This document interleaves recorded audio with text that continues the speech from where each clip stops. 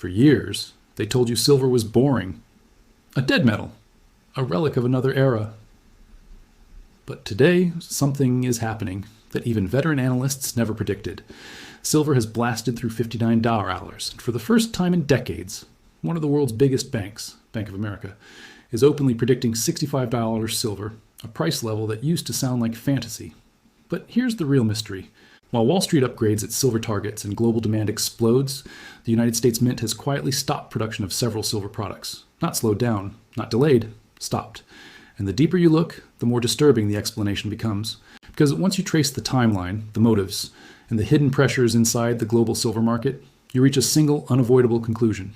Something big is happening behind the scenes, something the public was never supposed to notice. Today, in this deep dive investigation, we're going to follow the entire story from the beginning. We'll examine the origins of this crisis, the early warning signs, the breaking point, the failed fixes, and how this same pattern has appeared multiple times across financial history. By the end, you'll understand why silver is surging, why Bank of America broke its silence, and why the US Mint stopped producing silver coins at the very moment demand is skyrocketing. And most importantly, you'll understand what comes next. This isn't just a price story, it's a structural breakdown, a supply chain failure, a geopolitical shift, and a repeating historical cycle that, once again, points toward the same outcome. Let's begin. Section 1. The silver paradox begins. For more than 100 years, silver has moved in cycles of extreme suppression followed by violent breakout. Governments suppress the price to control inflation. Banks suppress it to protect their short positions. And industries try to acquire it quietly because it is one of the most irreplaceable metals on Earth. But the moment the pressure becomes too much, something snaps. And when it snaps, the price surges uncontrollably. The strange thing is, every major silver breakout in history has been preceded by 3 identical warning signs. Warning sign 1, a sudden drop in official silver inventories. Warning sign 2, central banks and major financial institutions changing their tone. Warning sign 3, a physical supply crunch at the US Mint. In the past, whenever these 3 signals appeared together, the price of silver exploded. And today, for the first time since the Hunt brothers era, all 3 signals are happening at the same time. Silver inventories at the COMEX and LBMA are draining at the fastest pace in more than 2 decades. Bank of America, JP Morgan, UBS, and Wells Fargo have all raised their price targets, and the US Mint is facing a physical shortage so severe that it has quietly halted the production of certain silver coins. If this was happening in isolation, maybe it could be dismissed. But it's not happening in isolation, it's happening during a perfect storm. Section 2, the origins, how we got here.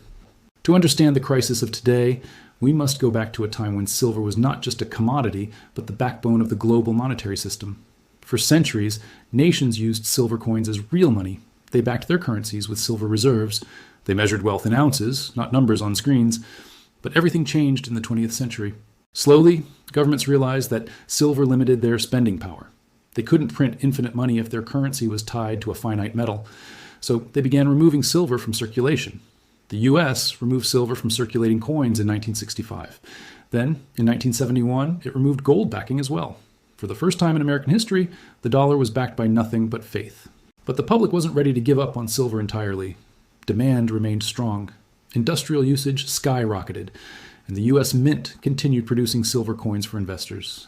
This worked until 2008. That was the turning point. The global financial crisis triggered a panic that exposed how fragile the silver market truly was. Section 3. What really happened in 2008. In 2008, investors rushed out of paper assets and into real money. Demand for physical silver skyrocketed. Dealers sold out. Premiums exploded. And the US Mint stopped production multiple times. Not because of low demand, but because they literally could not acquire enough silver blanks. This was the first time the modern financial world saw what happens when the physical silver market collides with paper silver. Because while the real supply was shrinking, the paper supply was infinite. Banks could sell contracts representing silver they did not actually own, and they did, millions of ounces worth. This stopped the price from reflecting true demand. But it also created a ticking time bomb. A system built on contracts, not metal. A system where supply was an illusion.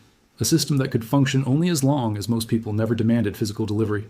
Fast forward to today, and that bomb is exploding again, but this time on a far larger scale. Section 4. The rise. Why silver shot to $59.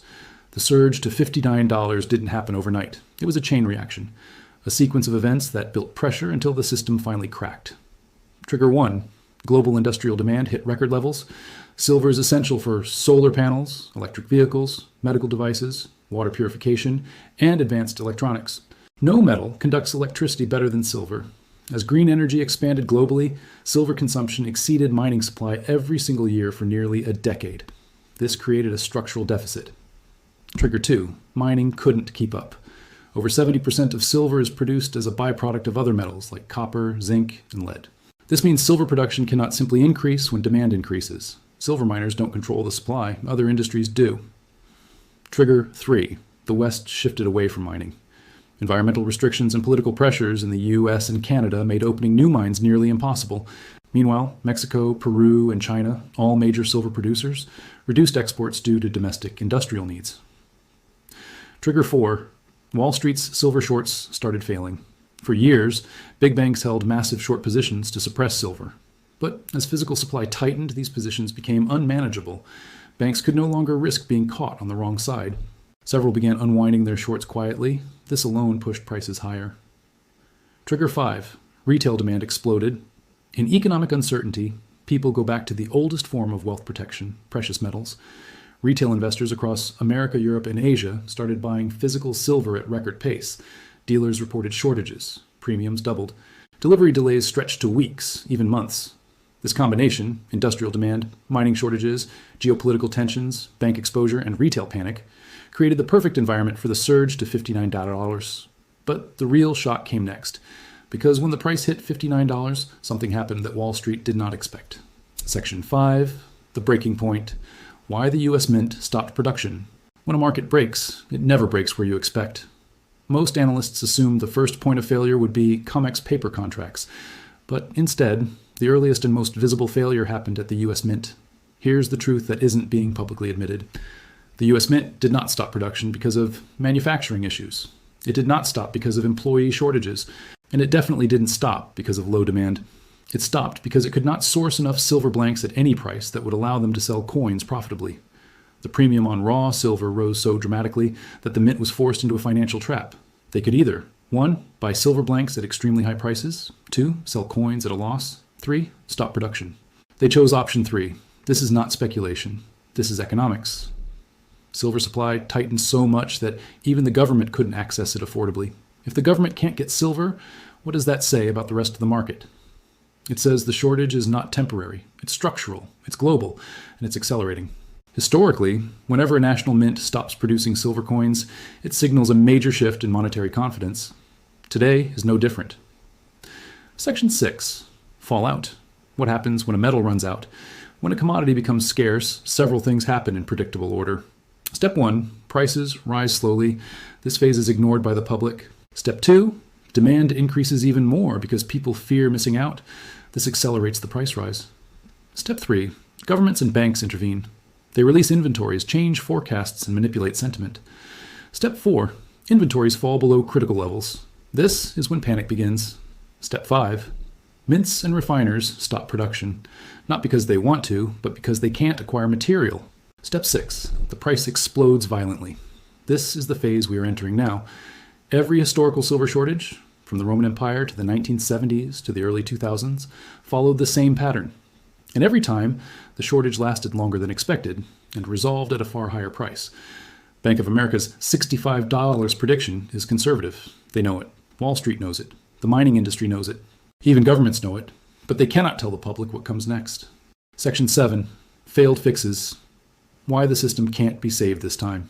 Normally, when silver supply tightens, governments and banks have ways to temporarily fix the problem. They can release reserves, sell strategic stockpiles, temporarily reduce industrial allocations, encourage recycling, or push more paper silver into the market. But this time, none of those solutions work. Problem 1, national reserves are nearly depleted. The US once had more than 2 billion ounces of strategic silver. Today, that number is functionally 0. Problem 2, industrial demand is inflexible. You cannot build solar panels, EV batteries, or semiconductor chips, satellites, or medical devices without silver. Problem 3, recycling is limited. Most silver used in industry is unrecoverable. It ends up in landfills, electronics, and waste systems. Problem 4, paper manipulation is failing. As physical demand overwhelms the paper market, banks cannot maintain the illusion of abundant supply. Problem 5, No new mines are coming online. It takes 10, 12 years to approve and build a new mine, and global political sentiment is anti-mining. This is not a temporary crunch. It's a long-term problem with no short-term solution. And the mint's production halt is the clearest evidence of systemic failure. Section 8. Modern parallels. History is repeating. The most shocking part of this story is that we've seen it before. Every major silver surge in history followed the same pattern. In the 1970s, inflation surged. Governments devalued their currencies. Physical silver disappeared from circulation. Mints failed to meet demand. Prices skyrocketed from $1.50 to nearly $50. Not because of speculation, but because the system broke.